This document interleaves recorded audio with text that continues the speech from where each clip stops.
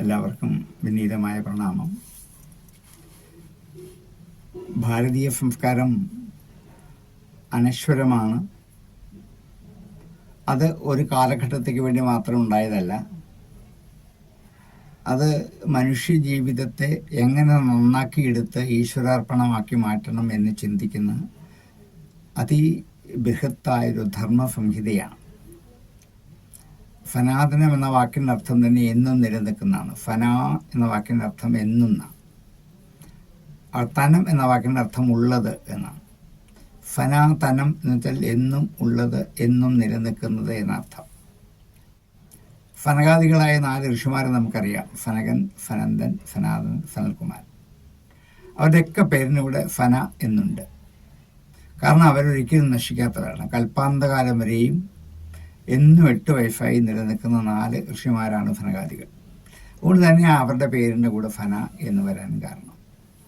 അതുപോലെയാണ് സനാതന ധർമ്മം എന്നുള്ള പേര് നമ്മൾ ഉണ്ടാക്കിയെടുത്തത് ഇവരുടെ പേരിൽ നിന്നാണ്.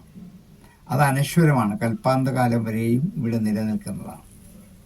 ഇത് അനശ്വരമായി നിലനിൽക്കാനുള്ള കാരണം എന്താണ് എന്ന് ചോദിച്ചാൽ വേദമാണ് എന്ന് നമ്മൾക്കും ഭാരതീയർക്കും ഭാരതീയരല്ലാത്തവർക്കും വിദേശികൾക്കും സമ്മതമാണ്.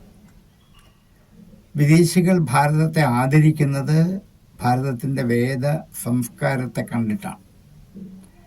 അന്ന് അവർ ഭാരതത്തിലെത്തിയത് വേദം പഠിക്കാനായിരുന്നു.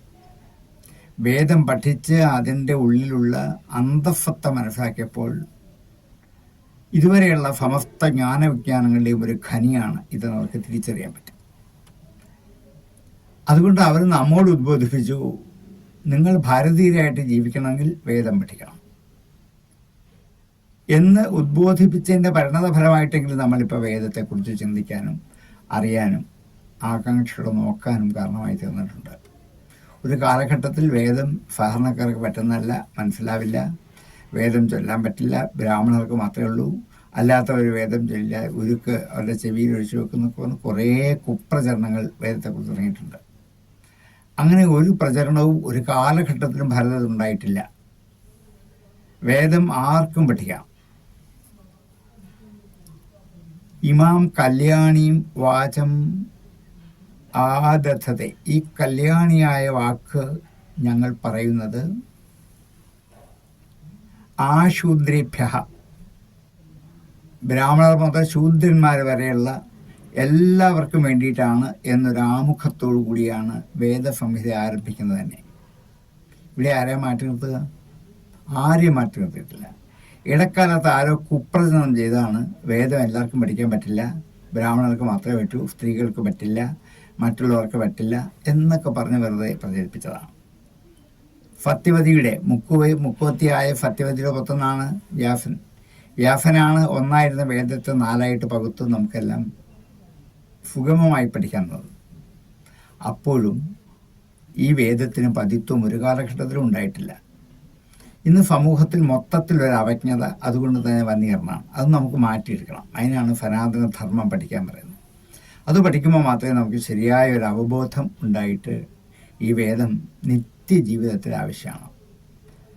നിത്യജീവിതത്തിൻ്റെ ജീവിത സംഹിതകളിലേക്ക് ഇറങ്ങി വരുന്നതാണ് വേദം എന്ന് വേദത്തിലെ മന്ത്രങ്ങൾ, സൂക്തങ്ങൾ കാണുമ്പോൾ നമുക്ക് തിരിച്ചറിയാൻ പറ്റും.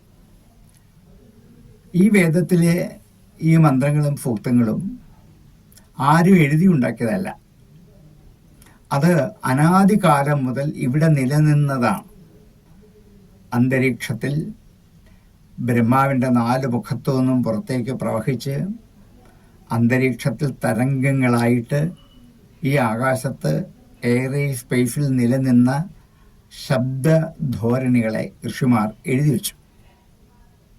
അതുകൊണ്ട് വേദം ഇന്ന ആളെ എഴുതുക എന്ന് പറയാൻ പറ്റില്ല. അപൗരുഷേയമാണ് വേദം എന്ന് വേദത്തെക്കുറിച്ച് അന്ന് ഋഷിമാർക്ക് നമ്മൾ പറഞ്ഞിട്ടുണ്ട്. പുരുഷ നിർമ്മിതമല്ല, പക്ഷെ പിന്നീട് വന്ന ഋഷിമാരാൽ എഴുതപ്പെട്ടു എന്നുള്ളതാണ്. ഉണ്ടായിരുന്ന വേദസംഹിതകളെ അവർ എഴുതി എന്നുള്ളതാണ്. വേദം ഒന്നേ ഉണ്ടായിരുന്നുള്ളൂ, ഒറ്റ വേദമായിരുന്നു.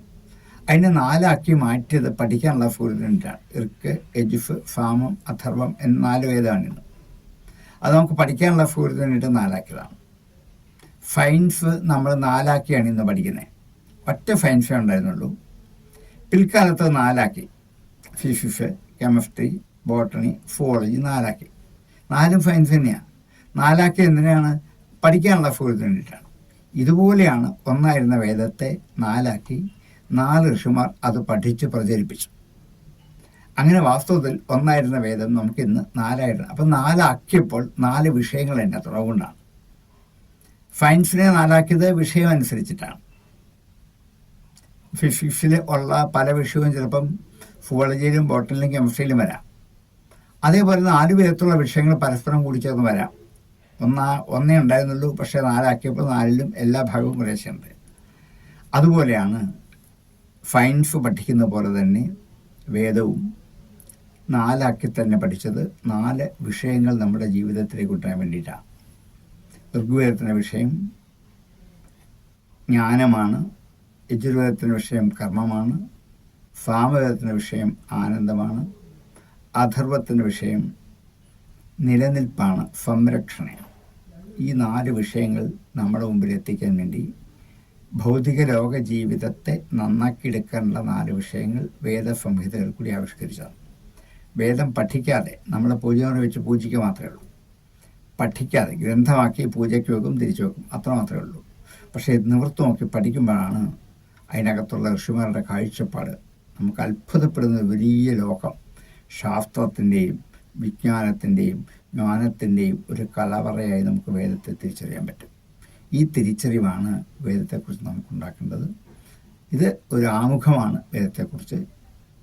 ഇനിയുള്ള ബാക്കി ക്ലാസ്സുകളിൽ നമുക്ക് ഓരോ വേദങ്ങളെക്കുറിച്ച് വിസ്തരിച്ച് നമുക്ക് വിശകലനം ചെയ്യാം.